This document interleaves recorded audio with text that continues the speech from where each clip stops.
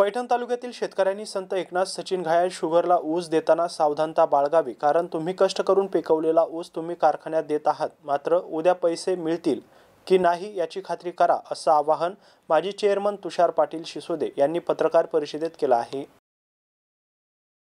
पैठण तालुक्यातील संत एकनाथ सहकारी साखर कारखान्याची दयनीय अवस्था सचिन घायाळ शुगर कंपनीने केली असून घायाळांनी चोरट्या मार्गाने गळीत हंगाम सुरू केलाय। हा कारखान्याशी निगडीत शेतकरी सभासदांचा अवमान असल्याचं शिसोदे यांनी सांगितलंय। सचिन घायाळ शुगर कंपनीने मागील गळीत हंगामातील शेतकऱ्यांचे पैसे दिले नाही, तरी देखील गळीत हंगामाचा शुभारंभ केलाय। कंपनी कर्जाच्या खड्ड्यात डुबलेली असताना आता साखर व्यापाऱ्यांकडून ॲडव्हान्स पैसे उकळण्यासाठी घायाळ शुगर कंपनीने गळीत हंगाम सुरू केलाय, असा आरोप माजी चेअरमन तुषार शिसोदे यांनी केलाय। या कंपनी विरोधात प्रादेशिक साखर संचालक कार्यालयाकडे अनेक तक्रारी कामगार सभासदांनी केल्या, मात्र प्रादेशिक संचालक काहीच कारवाई करत नसल्याचं देखील ते म्हणाले आहेत। गौतम बनकर, एमसी न्यूज, पैठण, छत्रपती संभाजीनगर।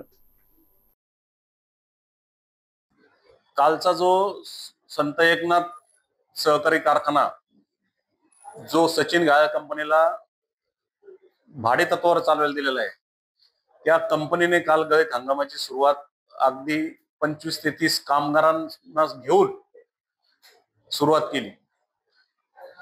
त्याचं एकमेव कारण असं आहे का या कंपनीने आतापर्यंत बँकांना लुटलं। आता बँकेची थकबाकी झाल्यानंतर वैयक्तिक जे साखराचे व्यापारी त्यांना लुटायचं काम ही कंपनी करते। एकीकडे गळीत हंगाम सुरू झाला म्हणून दाखवायचं आणि व्यापाऱ्याकडून पैसे उकळायचे आणि ते पैसे आपल्या वैयक्तिक स्वार्थासाठी वापरायचे, हा माझा त्या पाठीमागचा आरोप आहे। त्याचं कारण असं आहे का या कारखान्याला जे मेंटेनन्स पाहिजे ते व्यवस्थित झालेलं नाही। आणखीन ही कारखान्यामध्ये जाऊन तुम्ही त्या तिथल्या चीफ इंजिनियरला किंवा कामगारांना जर बोलले तर तुमच्या असं निदर्शनास येईल तर हा कारखाना अजून महिना ते 1.5 महिना चालू होणार नाही। पण आज जर कारखान्याची परिस्थिती परिसरात जर तुम्ही गेले तर 20-25 ट्रॅक्टर मला काल सुद्धा तिथे दिसले, त्याच्यापैकी 15 ट्रॅक्टर रिकामे झालेले दिसले आणि अक्षरशः ऊसाचे थप्पी मारलेली त्या गावानीच्या बाजूला अशी अवस्था आहे।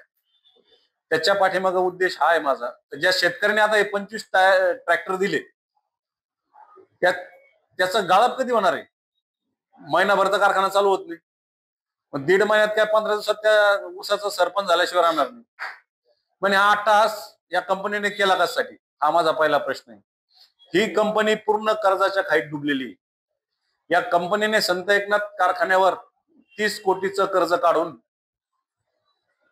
त्याच्यातलीच परतफेड जी लायबिलिटी या कंपनीने स्वीकारली होती, ह्याच कारखान्याची प्रॉपर्टी मॉर्गेज ठेवून 30 कोटी कर्ज काढलं, त्यातून 13 कोटी महाराष्ट्र राज्य बँकेचे भरले आणि जे 16 कोटी रुपये शिल्लक होते हे कारखान्याच्या आधुनिकीकरणासाठी वापरायला पाहिजे होते, ते न वापरता या कंपनीने जे किंग इथेनॉल म्हणून कंपनी एक स्थापन केली, ती अभिरुची घायाळ या त्याच्या मालकीने त्या कंपनीसाठी जमीन घेण्यासाठी त्या 16 कोटी मधले 6.5 कोटी रुपये हे खर्च केले, ती जमीन घेतली। ती जमीन घेतल्यानंतर त्याच जमिनीवर बुलढाणा अर्बन बँकेकडून पुन्हा 9 कोटी कर्ज घेतलं।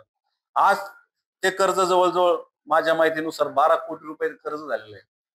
म्हणजे पूर्णपणे शेतकऱ्यांची दिशाभूल करायची।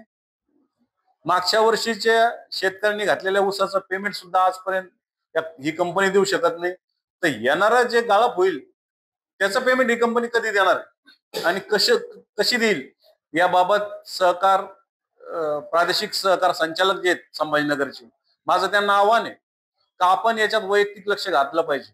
कारण आपण अनेक पत्र त्या कंपनीला दिले, कारखान्याला दिले, पण त्या कारखान्याने बी आणि कंपनीने बी त्यांच्या प्रत्येक पत्राला केराची टोपली दाखवलेली आहे। याच्यामध्ये मला संशय हा प्रादेशिक सहसंचालकाचा येतोय, कारण याच्या बरोबर काही मिलीभगत केली जर नसेल ना, असं माझा डायरेक्ट आरोप या प्रादेशिक सहसंचालकावर आहे। माझं अजूनही त्यांना आव्हान आहे, कायदेशीर आमची कारवाई चालू आहे या कंपनीच्या विरोधात आणि कारखान्याच्या विरोधात। आपण साखर आयुक्त कार्यालयामध्ये लवाद दाखल केलेला आहे। जे काही या कंपनीने घोटाळा केलेला आहे, ज्या काही अटी शर्तीचा भंग झालेला आहे, तर हा सुद्धा आपण साखर आयुक्त कार्यालयासमोर आणलेला आहे।